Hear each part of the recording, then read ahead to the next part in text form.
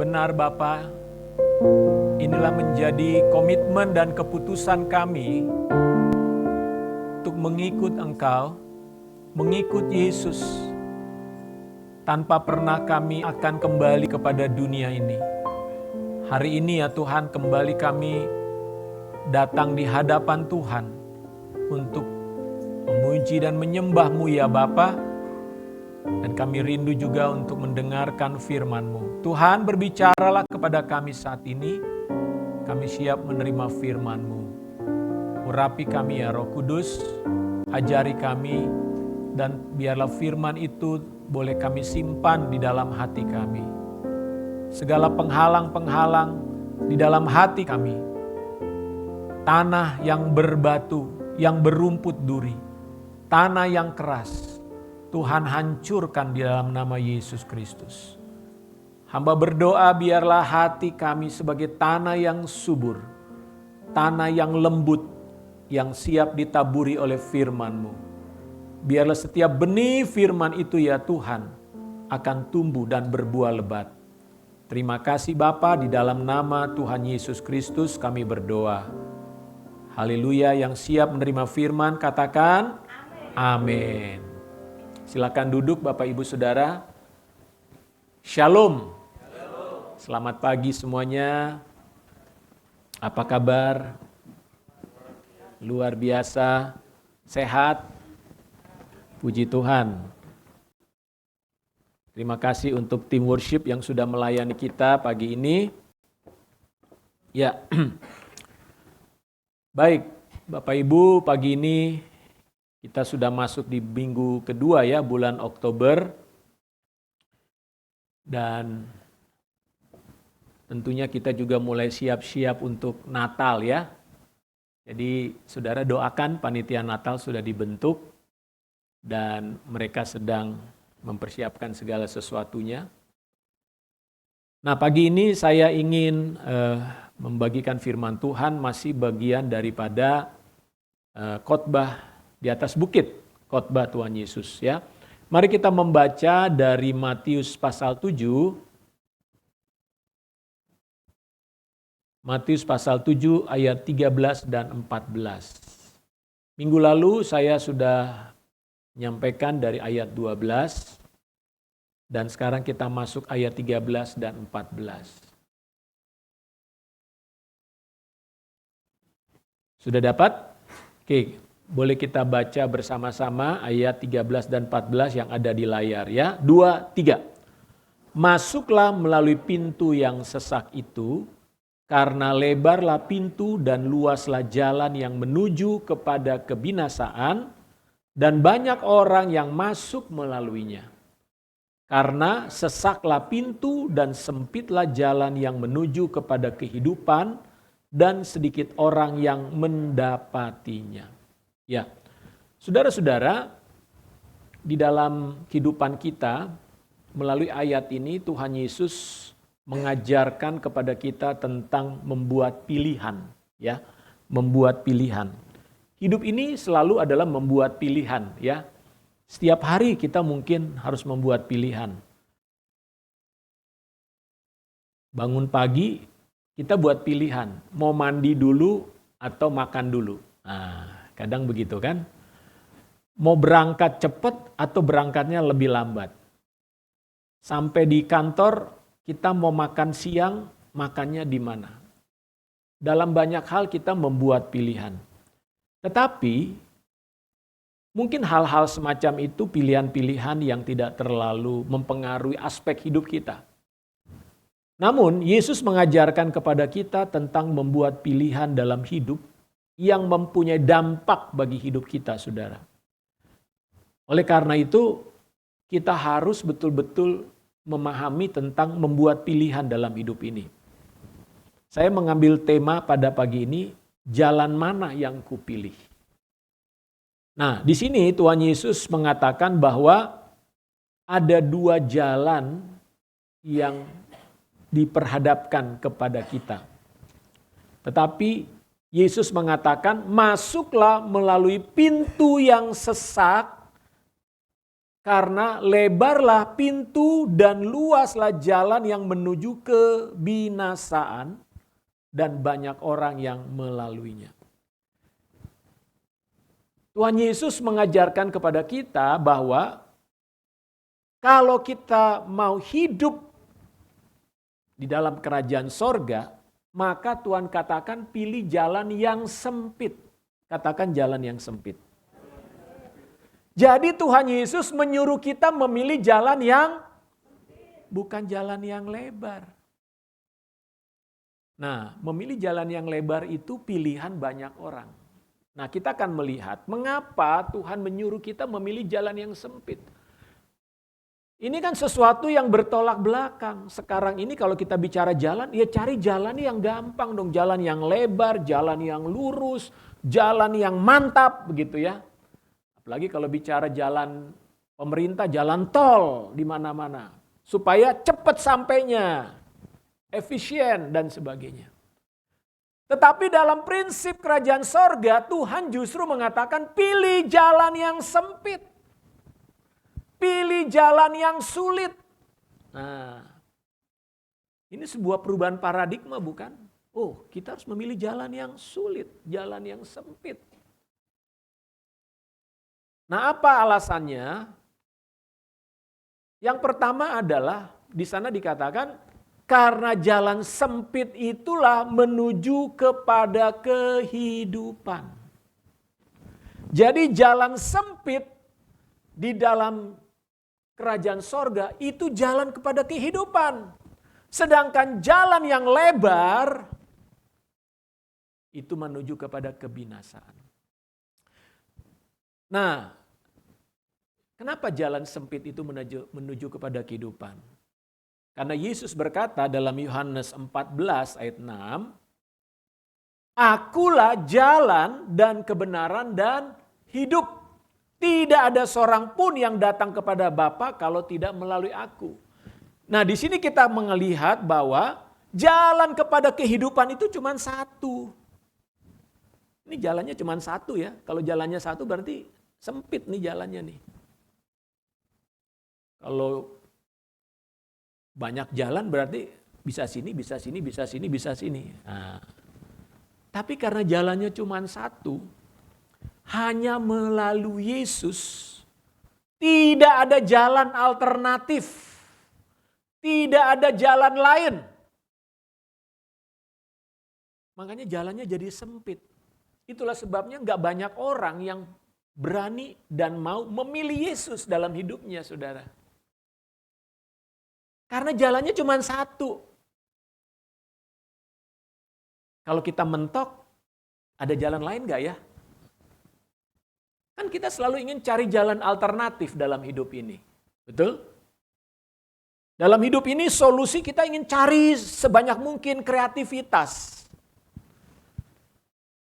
Tetapi ketika bicara jalan kehidupan itu cuma satu. Jalan hidup kekal cuma satu, tidak ada jalan lain. Saudara nggak bisa cari alternatif. Kalau sudah memilih satu ini, ya memang itulah jalan satu-satunya kepada keselamatan, kepada hidup yang kekal. Makanya lagu tadi mengatakan no turning back. Kalau saudara sudah memilih Yesus, nggak ada jalan balik, saudara. Karena kalau saudara jalan balik, berarti saudara kehilangan keselamatan. Kalau saudara meninggalkan Kristus, berarti saudara sedang meninggalkan hidup kekal. Kita nggak bisa cari jalan lain. Sekali ikut Yesus, tetap ikut Yesus. Amin. Ini pilihan yang harus saudara buat, jangan salah pilih. Saudara, hari-hari ini banyak orang mulai berpikir, selain Yesus bisa nggak ya? Di luar Yesus ada nggak ya jalan keselamatan? Di luar Yesus bisa nggak sih kita hidup untuk menuju sorga itu? Kok cuman Yesus sih satu-satunya? Kasih dong jalan yang lain. Kan bisa dengan agama ini, agama itu. Semua sama kan agama. Oh, semua agama katanya mengajarkan kebaikan. Kenapa bukan hanya Yesus? Kenapa hanya Yesus yang bisa membawa kita kepada keselamatan?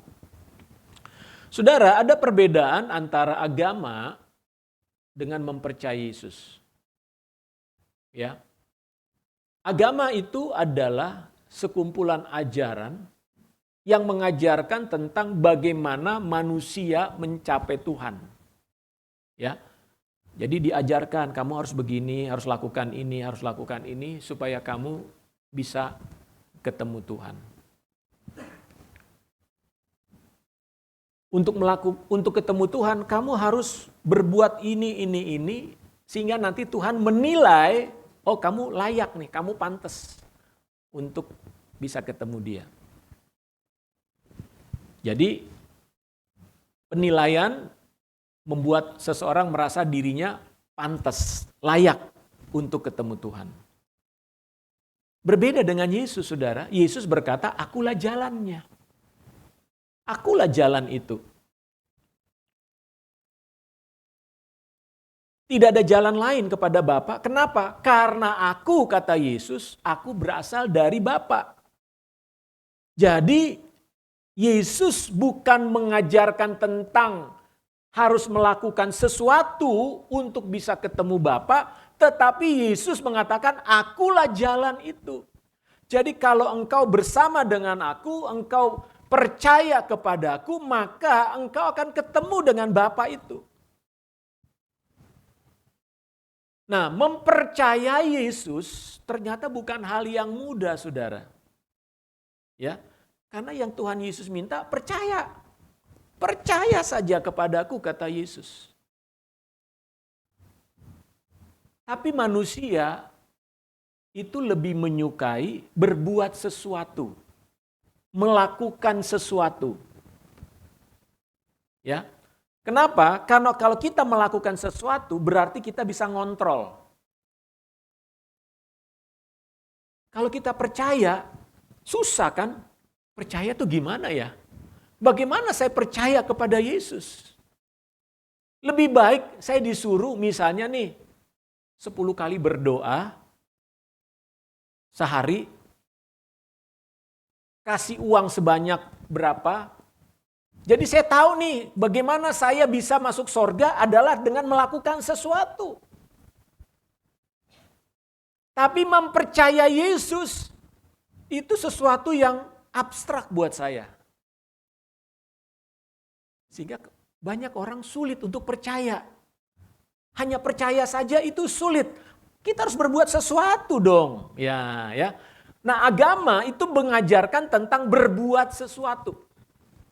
Do it. Lakukan ini, lakukan ini, lakukan ini, lakukan ini. Maka kamu akan masuk surga. Tapi Yesus berkata, akulah jalan. Percaya kepadaku. Aku berasal dari Bapa. Aku datang dari sorga. Akulah jalan itu. Bagi otak manusia ini sulit memahaminya, sulit menerimanya. Nah, jadi saudara-saudara, mempercayai Yesus adalah sebuah jalan yang sempit, saudara. Makanya tidak banyak orang yang mau memilih untuk mempercayai Yesus. Nah, kalau hari ini saudara ada di tempat ini, saudara sungguh mempercayai Yesus, maka saudara sedang menempuh jalan yang sempit. Kalau hari ini saudara datang di tempat ini dan percaya kepada Yesus Kristus, maka perjalananmu adalah perjalanan yang sulit. Karena kau butuh iman untuk sungguh-sungguh berjalan bersama Yesus. Lihat ujung daripada jalan yang sempit ini, saudara. Biasanya kalau kita lihat jalan sempit, kita pasti udah gak mau masuk kan. Tapi ujung daripada jalan yang sempit ini adalah keselamatan hidup yang kekal. Dengan kata lain, di ujung jalan ini terdapat tanah yang luas dan lapang untuk saudara nikmati. Yang kedua, kenapa kita disuruh oleh Tuhan memilih jalan yang sempit? Saudara, jalan sempit itu tidak populer dan menarik untuk dipilih. Ya. Makanya jalan yang sempit itu bukan jalan pilihan mayoritas orang. Ya sama aja kalau kita ke puncak, kalau jalan besar itu rame ya, betul ya. Dan macet tapi kan, akhirnya orang cari jalan tikus istilahnya. Ya. Nah ternyata masuk kepada hidup yang kekal itu kurang lebih seperti itu ilustrasinya. Karena di jalan yang sempit itu banyak rintangan, saudara. Banyak rintangan, banyak kesulitan. Dan kita harus berhati-hati melewati jalan yang sempit itu. Ada semak duri. Harus hati-hati kita jalannya. Itulah sebabnya kenapa Yesus berkali-kali mengatakan bahwa mengikut Yesus itu memerlukan yang namanya penyangkalan diri. Gak mudah. Harus menyangkal diri. Kalau jalan lebar kata Tuhan Yesus, wah kamu mau lakukan apa aja bebas, silakan. Tapi jalan yang sempit ini, engkau harus menyangkal diri. Engkau harus menahan diri untuk hidup di dalam kebenaran. Engkau harus memikul salib. Harus mengalami penderitaan juga. Mengalami kesulitan. Dan ketika mengalami kesulitan, engkau harus mengucap syukur. Sulit apa gampang? Hah? Yang gampang kan apa? Marah-marah kan kalau lagi kesulitan? Yang gampang itu apa kalau kita sedang mengalami masalah? Mungkin kita melampiaskan hawa nafsu kita. Jadi ada banyak kesulitan yang akan kita hadapi ketika kita berjalan di dalam jalan yang sempit ini.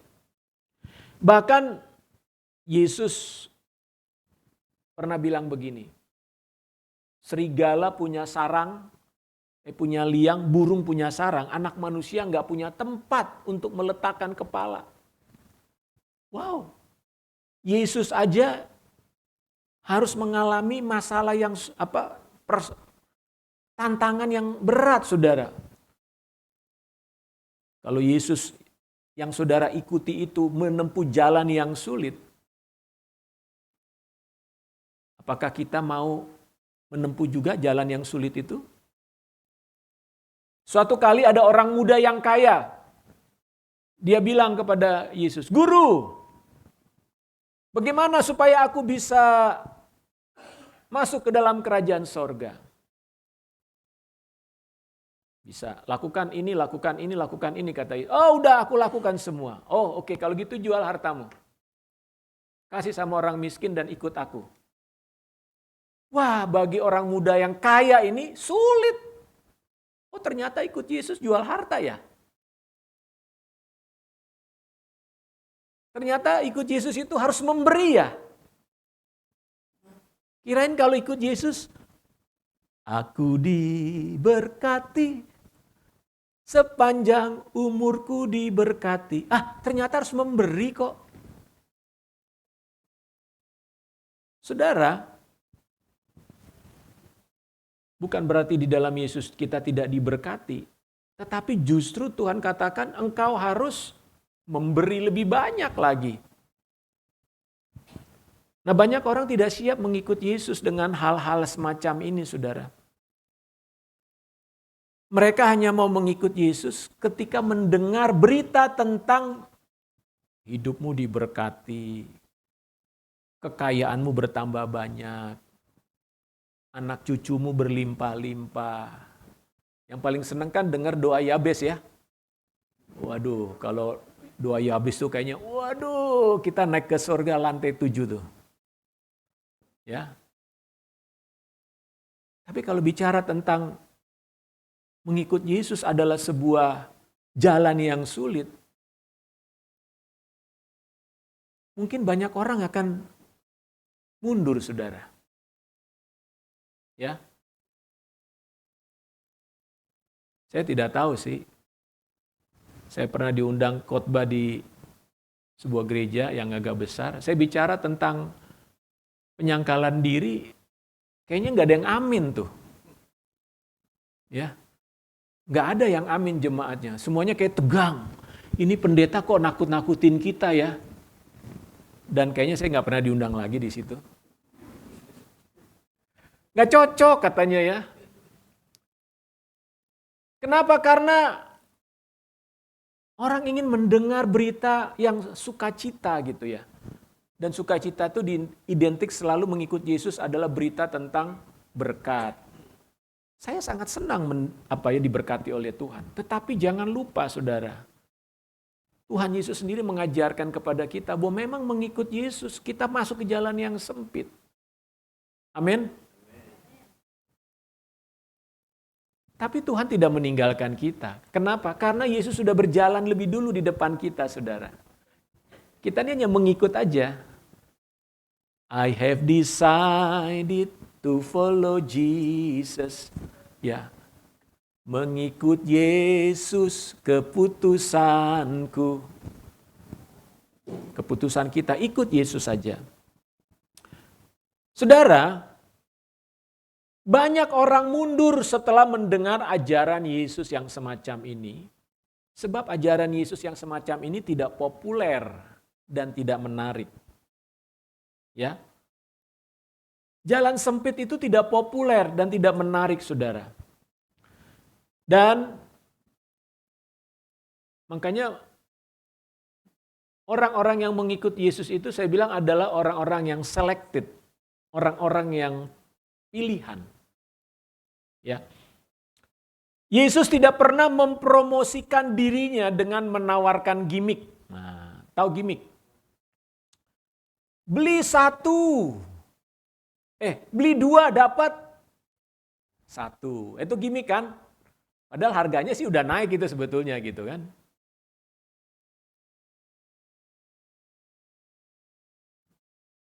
Kita kan senangnya gimmick kan? Beli sesuatu karena ada promonya nih, lagi ada promo nih, ya. Beli kopi di mana ada promo. Seringkali kan dapat SMS kan di mana Starbucks atau di mana beli kopi ukuran ini gratis 1 gitu. Yesus tidak pernah loh menawarkan gimmick semacam itu. Ketika dia berkata, "Ikutlah aku, maka kamu hidupnya akan bla bla bla." Justru di belakang, kalau kamu ikut aku, kamu akan mikul salib. Kalau kamu ikut aku, kamu harus menyangkal diri.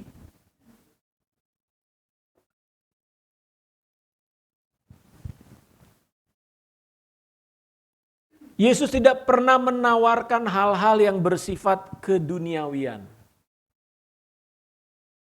Kalau kamu ikut aku, maka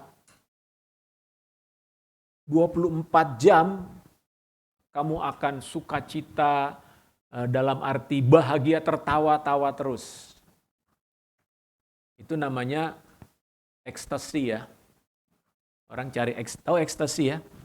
Ekstasi itu kan serasa senang yang gimana ya. Makanya ada pil namanya pil ekstasi.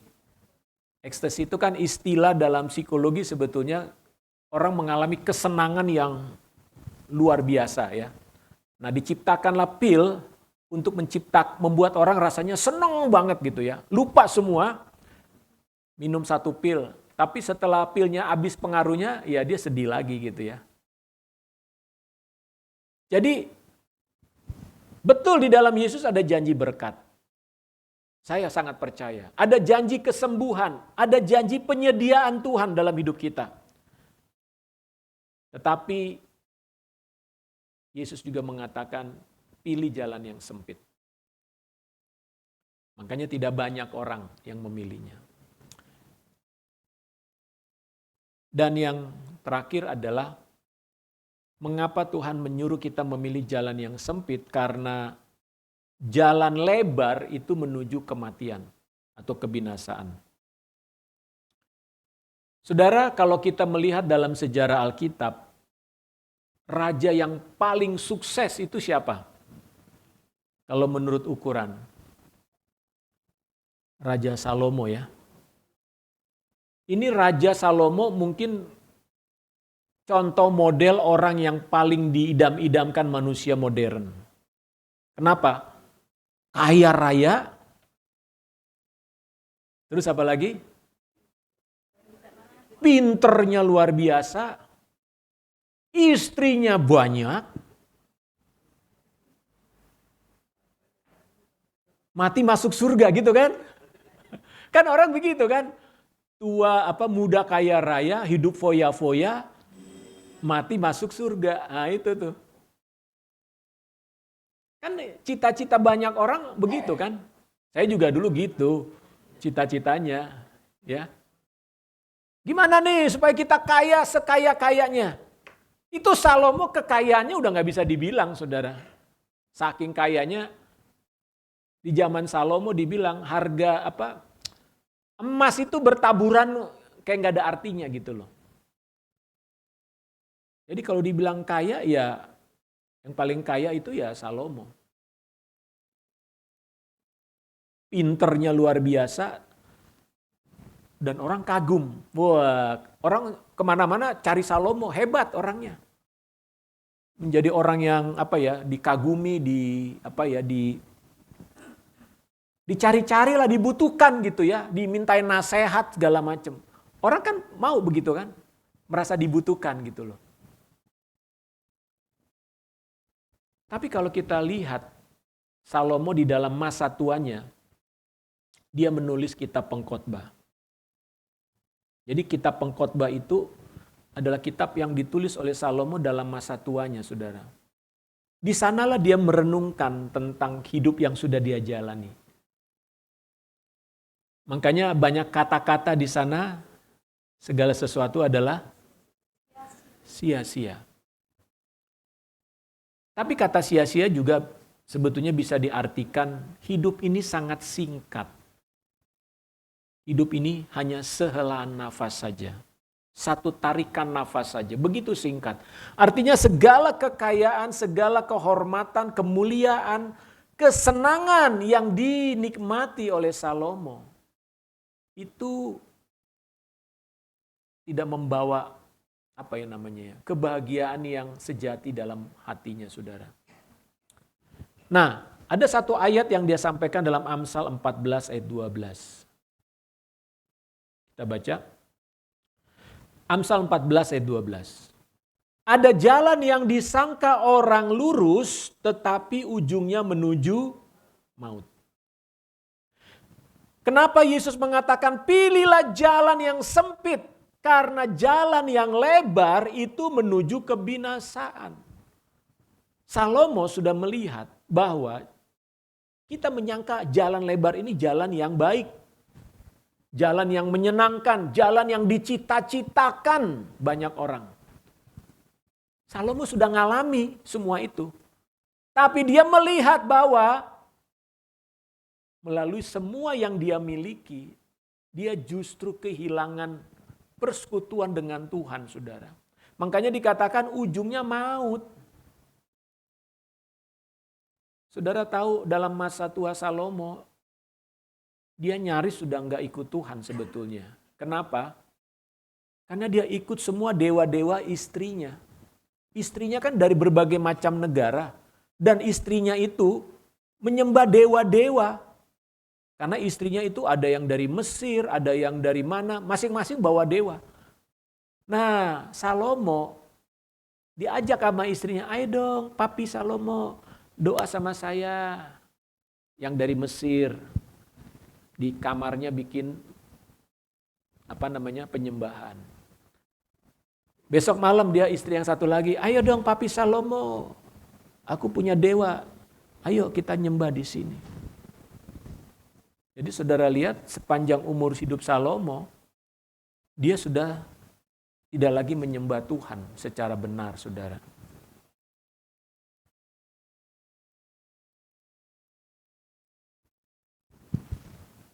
Apakah yang dimaksud dengan jalan yang lebar?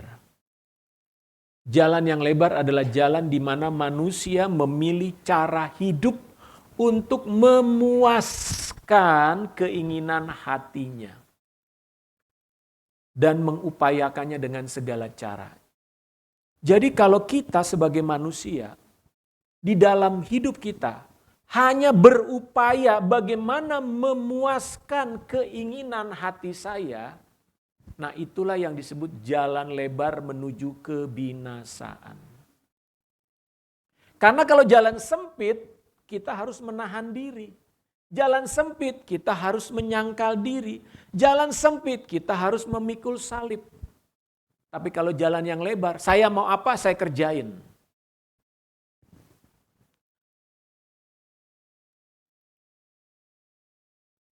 Dunia ini, dunia secara terencana, artinya by design, dunia ini menciptakan berbagai macam alat, termasuk teknologi, dan berbagai macam benda-benda untuk merangsang dan menstimulus kesenangan dalam hidup manusia.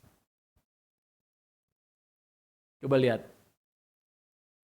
Dunia ini terus menawarkan kepada kita bukan apa yang namanya kesenangan. Kesenangan mata. Wah, kita senang banget nih. Sampai jam 1 malam terus lihat. Padahal kita tahu besok pagi ini kita kerja ya. Tapi kesenangan membuat kita terus pegang HP kita. Kesenangan mata dan telinga nih. Wah, kita seolah-olah dihipnotis, dibuat kita, wah, pengen lihat lagi, terus kita pengen lihat. Itu didesain, saudara. Jadi semua industri dan perusahaan dunia ini menciptakan alat, menciptakan media, menciptakan segala sesuatu untuk merangsang yang namanya keinginan. Yang akan membawa kita kepada kebinasaan, saudara. Keinginan telinga, keinginan mata, keinginan mulut kan terus diciptakan makanan-makanan. Bahkan kadang-kadang kita belum tahu rasanya, kita sudah bisa membayangkan, makanan tuh kayaknya enak deh. Lewat foto-foto, lewat video, lewat orang makan tuh, padahal sampai di sana biasa aja rasanya gitu ya. Kenapa? Dunia menciptakan itu. Supaya kita punya yang namanya keinginan.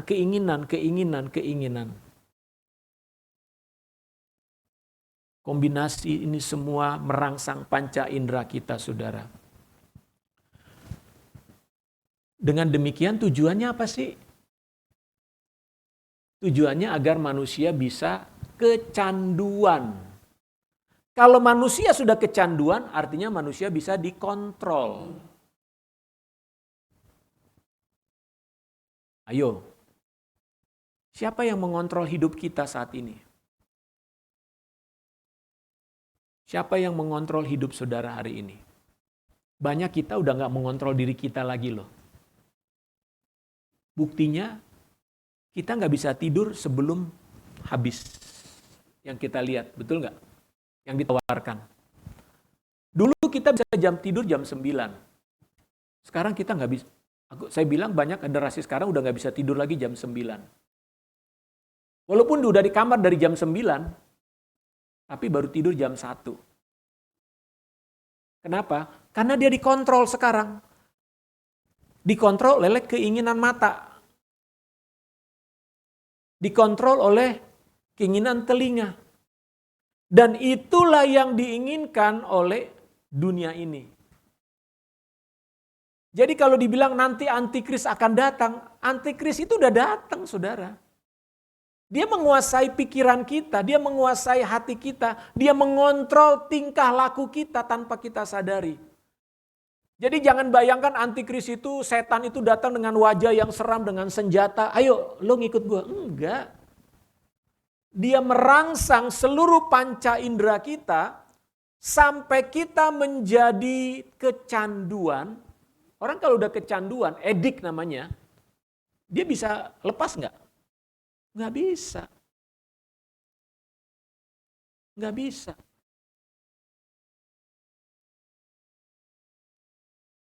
Itulah sebabnya kita perlu memilih hari ini. Kita yang harus memilih hidup kita, saudara. Tuhan udah memberi peringatan. Tuhan kasih ingat sama kita pagi ini. Pilih jalan yang sempit. Pilih jalan yang sulit itu. Karena jalan yang lebar dipilih banyak orang dan itu menuju kepada kebinasaan. Kalau kita tidak memilih jalan yang sulit ini, jalan yang harus hati-hati, jalan yang berarti kita harus melawan keinginan daging, melawan keinginan mata, melawan keinginan hati yang terus menerus dicekoki ke kita, saudara. Kita akan masuk ke dalam kebinasaan. Coba kita baca 1 Yohanes 2 ayat 16 dan 17.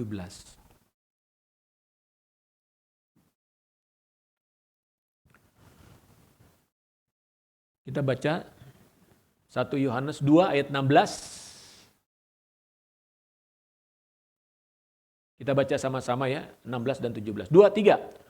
Sebab semua yang ada di dalam dunia, yaitu keinginan daging dan keinginan mata, serta keangkuhan hidup, bukanlah berasal dari Bapa, melainkan dari dunia. Ayat 17. Dan dunia ini sedang lenyap dengan keinginannya, tetapi orang yang melakukan kehendak Elohim tetap hidup selama-lamanya. Saudara, kita sebagai jemaat Tuhan yang sedang hidup di akhir zaman, Tuhan mau mengingatkan kita pagi ini. Jangan kita bodoh. Jangan kita memilih jalan yang lebar. Makanya kenapa Tuhan mengatakan, kamu harus memikul salib. Kamu harus menguasai diri. Kalau tidak, kita akan binasa, saudara. Akan ada satu titik di mana manusia sudah tidak bisa lagi melepaskan dirinya dari apa yang dunia tawarkan.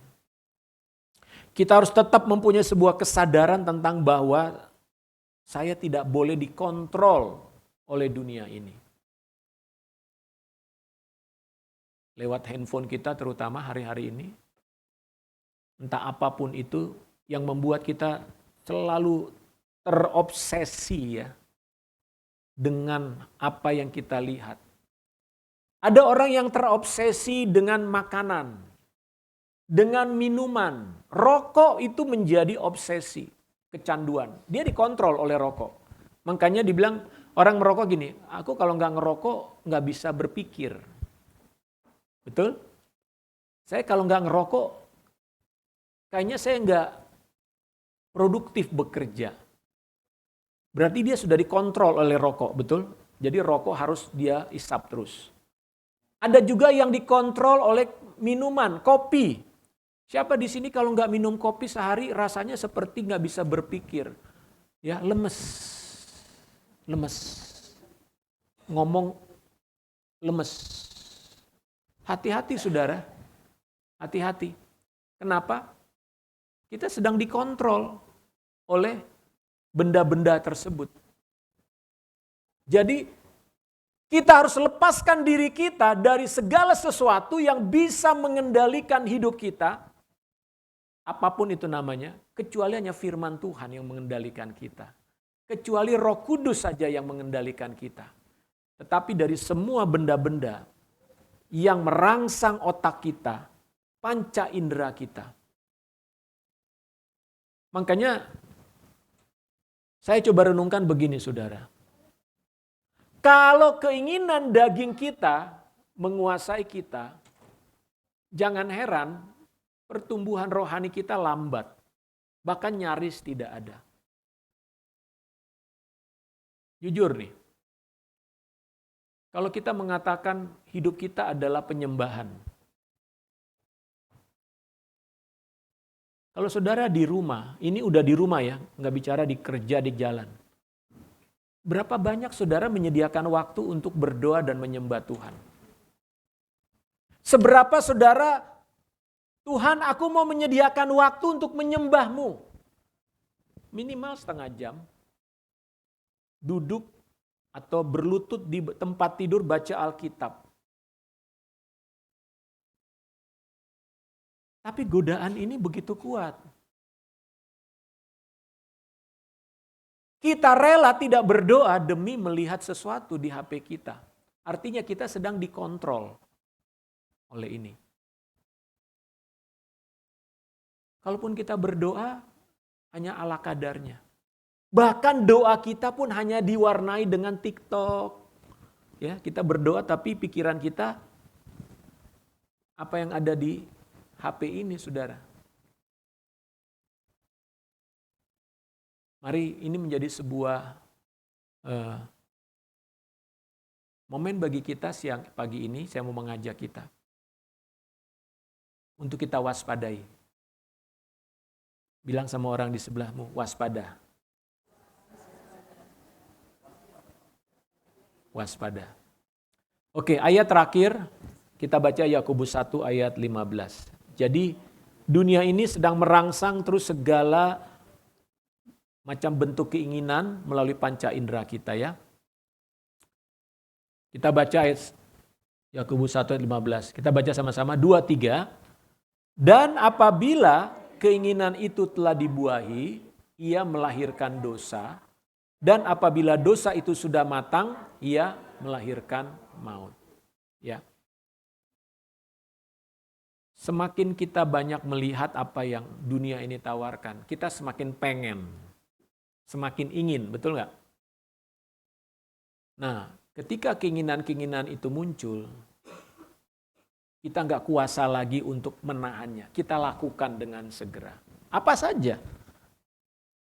Ya. Berapa banyak kita membelanjakan uang kita untuk hal-hal yang kita ingin. Bukan karena kita butuh.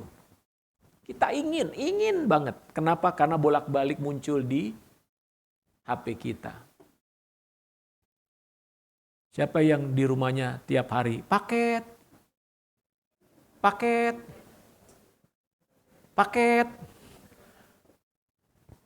Lagi enak tidur siang, paket.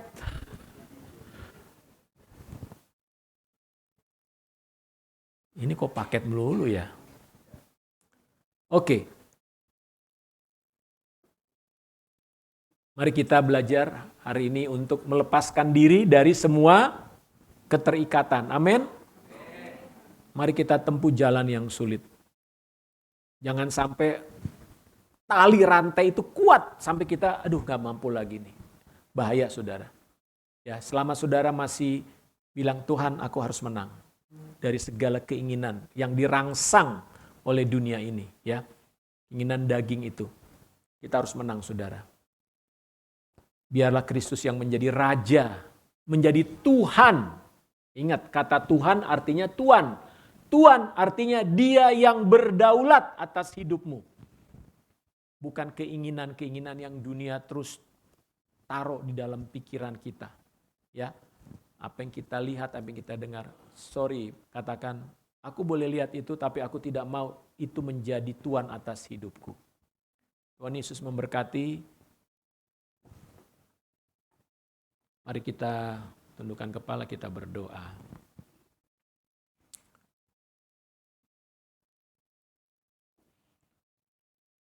Haleluya. Bapa di sorga, terima kasih. Kami bersyukur Tuhan di pagi hari ini. Engkau sedang mengajarkan kami untuk membuat pilihan yang benar dalam hidup ini. Tuhan, Engkau menyuruh kami untuk memilih jalan yang sempit, jalan yang sulit ya Tuhan. Jalan di mana kami harus melawan segala kedagingan kami. melawan apa yang dunia sedang tawarkan. Dunia sedang berupaya menjerat hati kami, menjerat pikiran kami, menjerat jiwa kami dengan berbagai macam keinginan. Tuhan, hamba berdoa saat ini. Lepaskan umat-Mu, bebaskan kami ya Tuhan. Saudara-saudara, mari masing-masing saudara berdoa. Kalau Roh Kudus ingatkan saudara akan sesuatu yang sedang menjerat hidupmu hari ini. Dengan apapun, hanya saudara yang tahu dan Tuhan yang tahu. Mari saudara rendahkan hati di hadapan Tuhan, rendahkan diri serendah-rendahnya dan katakan, Tuhan, aku mau bertobat. Aku mau bertobat Tuhan. Aku tidak mau hidupku dikuasai oleh segala macam keinginan ini. Memang itu menyenangkan. Itu begitu merangsang seluruh panca indera kita, membuat panca indera kita begitu aktif. Tapi Tuhan katakan, semua sedang menuju kepada kebinasaannya. Baik engkau anak-anak remaja, pemuda, termasuk orang tua. Hari ini firman Tuhan datang kepada kita semua tanpa terkecuali. Ambil keputusan hari ini saudara. Demi kebaikanmu. Demi kebaikanmu. Jadilah orang yang merdeka di dalam Kristus. Jikalau Kristus sudah memerdekakan engkau, engkau betul-betul merdeka kata Tuhan. Engkau tidak terikat lagi oleh perkara-perkara dunia dan kedagingan ini. Sebab kita hidup adalah untuk menggenapi firman-Nya. Mari kita nyanyikan pujian. Hidupku menggenapi firman-Mu. Tanda mujizat sertai tiap langkahku. Kau bersamaku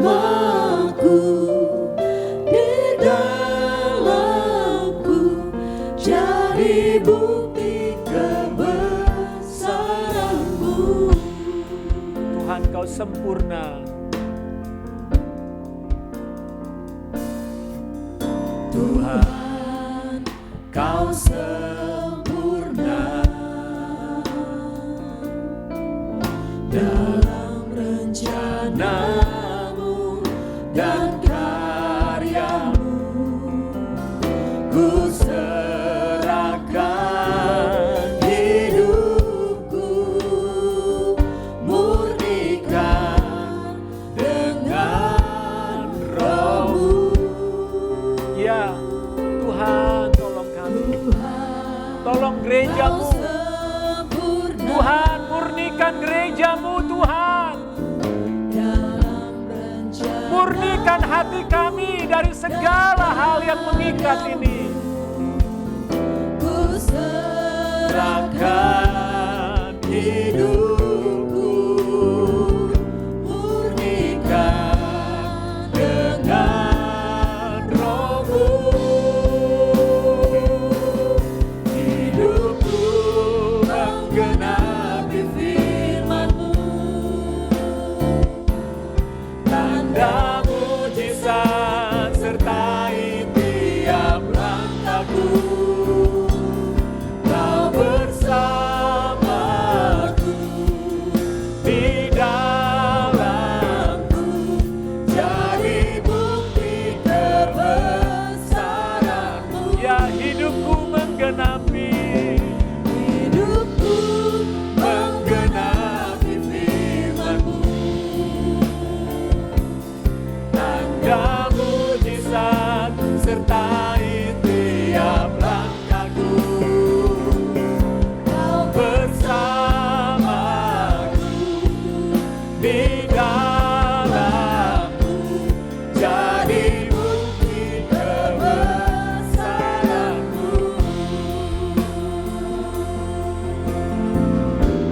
katakan sekali lagi, Tuhan Kau sempurna. Tuhan, Kau sempurna. Tuhan, Engkau sempurna dalam hidup kami. Dalam rencana-Mu dan karya-Mu, Ya, ku serahkan hidupku, murnikan dengan Roh-Mu. ya benar Tuhan, murnikan kami. Kau sempurna. Ya Yesus Tuhan. Dalam rencana-Mu dan karya-Mu, ku serahkan hidupku, murnikan dengan Roh-Mu. Hidupku menggenapi firman-Mu, Tanda mujizat sertai tiap langkahku. Kau bersamaku di dalamku, jadi bukti kebesaran-Mu.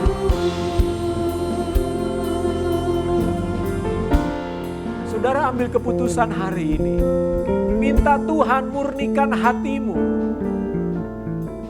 Ada berapa banyak jerat-jerat iblis, jerat-jerat dunia yang sudah menjerat hidupmu hari-hari ini, saudara.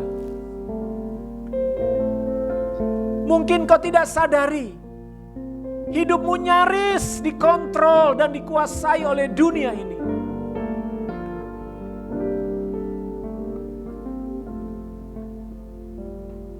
Mungkin kau tidak sadari, pengaruh Tuhan dalam hidupmu sudah terlalu kecil.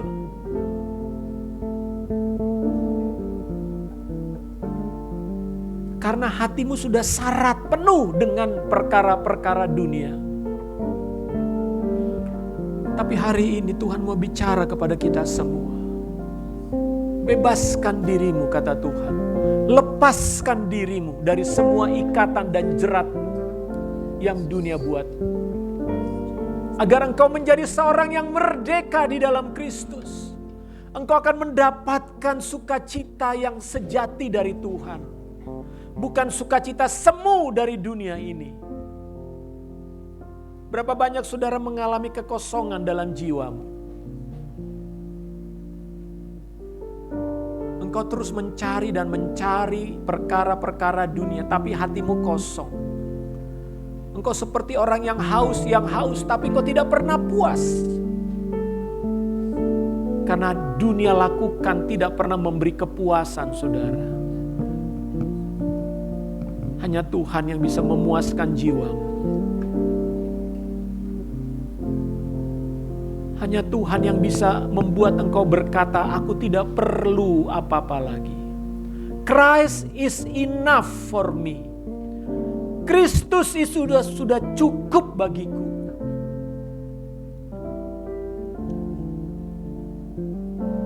Mari letakkan hatimu kembali kepada Tuhan. Serahkan dirimu kembali kepada Yesus. Jangan terlambat, saudara. Jangan terlambat. Buatlah keputusan hari ini untuk memilih. Pilihlah jalan yang sempit. Pilihlah jalan bersama Yesus.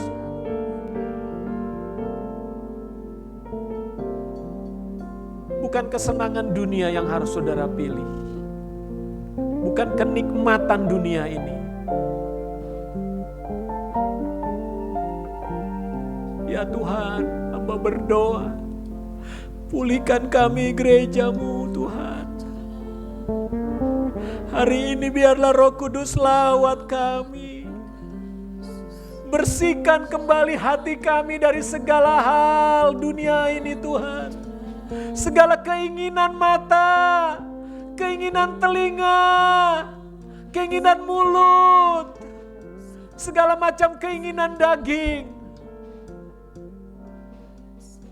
yang membuat kami kehilangan sukacita dan damai sejahtera dari Tuhan, yang membuat kami kehilangan persekutuan yang manis dengan-Mu ya Tuhan.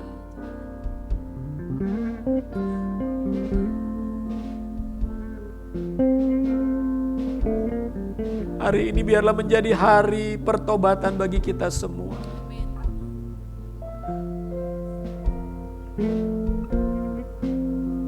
Jangan sia-siakan masa hidupmu, saudara. Jangan sia-siakan masa hidupmu. Firman Tuhan mengatakan hari ini adalah hari-hari yang jahat. Hari ini adalah hari-hari yang jahat. Tuhan mau memurnikan gerejanya.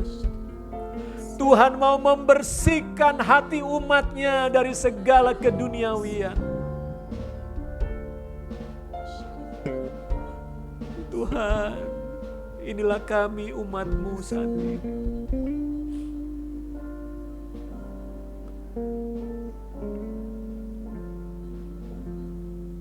Biarlah kita hidup hanya untuk Kristus.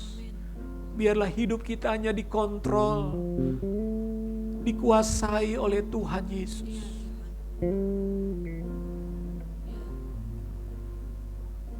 Kita hidup untuk menggenapi firman-Nya.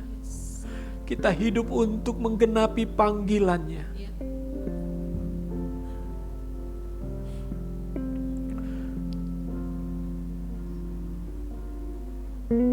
Tuhan, Kau sempurna, ya, dalam rencana-Mu dan karya-Mu. Ku serahkan hidupku, murnikan dengan Roh-Mu. Biarlah ini menjadi doa kita semua, ujian ini. Minta Tuhan memurnikan hatimu. Hai anak-anak muda, engkau harus menang melawan kejahatan. Lawanlah kejahatan itu, kata Tuhan.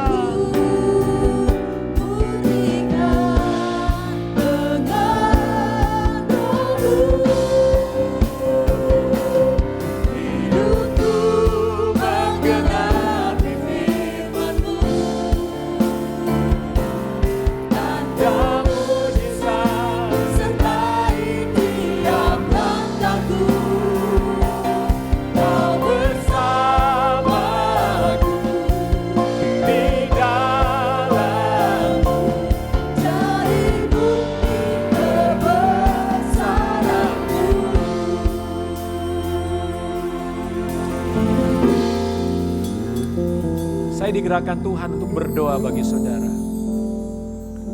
Engkau yang sedang bergumul selama ini, Tuhan, aku mau menang.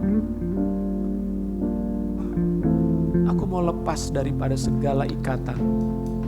Kalau kau membutuhkan doa hari ini, kau boleh taruh tangan kananmu di atas dadamu. Kau yang sungguh-sungguh membutuhkan kuasa doa, kuasa Tuhan. Kau merasa hidupmu begitu terikat dengan banyak hal. Engkau terikat dengan internet. Engkau terikat dengan kebiasaan-kebiasaan buruk. Mungkin selama ini engkau tidak menyadarinya.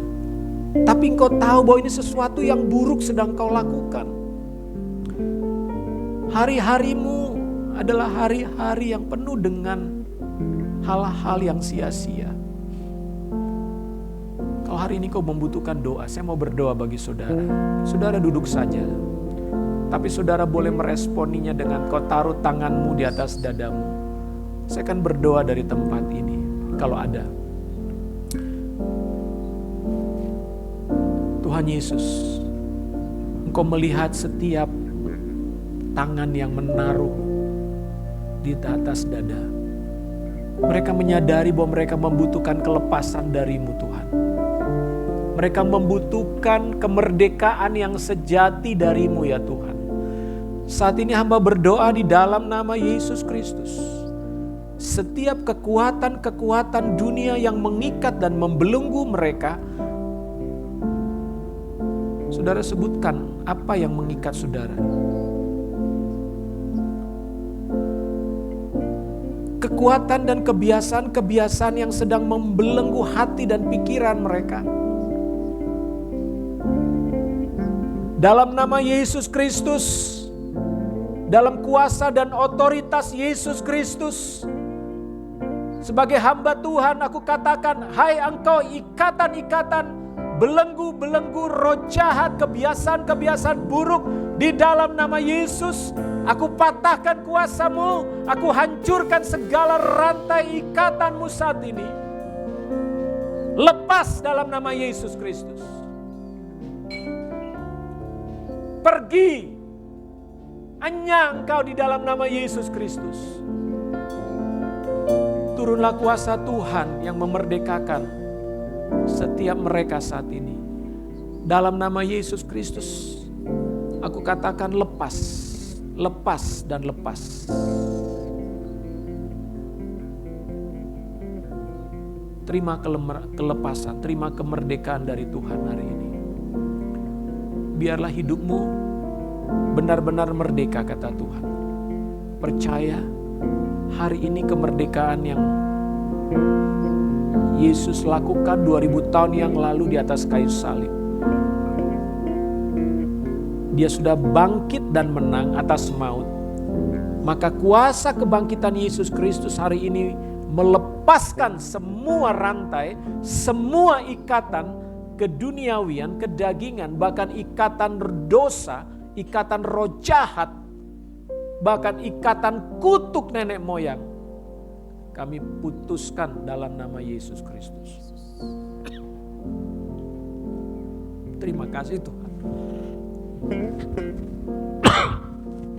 Terima kasih Bapa di sorga. Tuhan memberkati umat-Mu hari ini. Haleluya. Terima kasih Tuhan. Kita akan masuk dalam doa syafaat. Saya persilakan.